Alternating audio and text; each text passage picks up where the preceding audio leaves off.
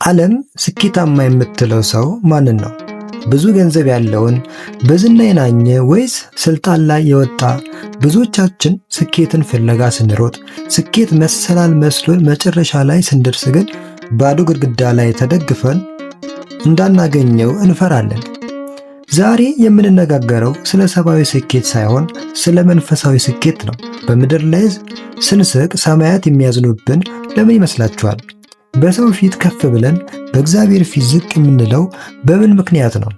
ዛሬ የህይወት እሴቶቻችንና የመንፈሳዊ ሰዎችን ምስጢር ከቅዱሳን አባቶች ትምህርት ጋር እናያለን።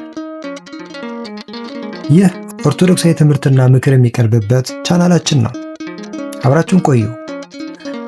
እሴት ማለት ሰው የሚከተላቸው ተወዳዳሪ የሌላቸውና ማንኛውንም ሥራ ለመጀመር እንደ መመሪያ አጥብቆ የሚይዛቸው ጉዳዮች ናቸው።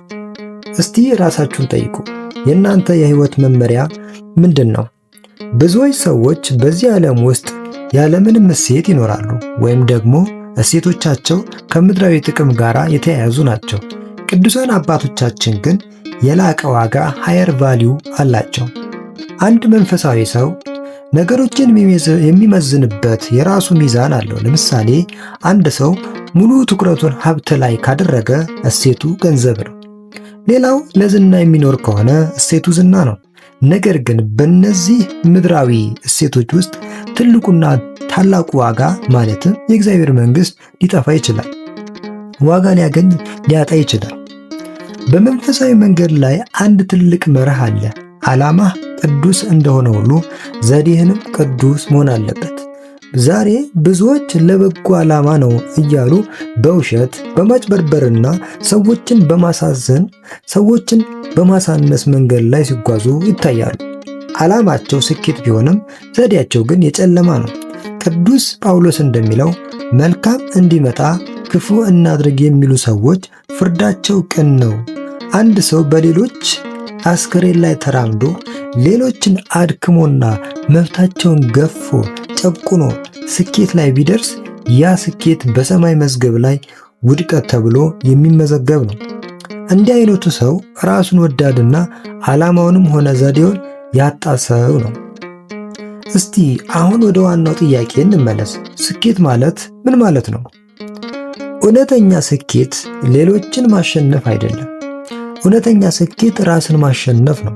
ስኬት ማለት የልብ ንጽህናን ማግኘት ነው።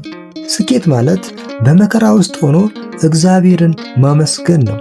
ስኬት ማለት በምድር ላይ ስንኖር የሰማይን ዜግነት ማረጋገጥ ነው። ክፉ አድራጊዎችም ተሳክቶልናል ብለው ሊደሰቱ ይችላሉ። ነገር ግን ስላለበት ሁኔታ ሰማያት ተመልክተው የሚያዝኑለት ሰው እንዴት ስኬታማ ሊባል ይችላል? በምድር ላይ ኖረህ ዘላለማዊ ሕይወትን ካጣህ ትልቁን ኪሳራ ከስራል።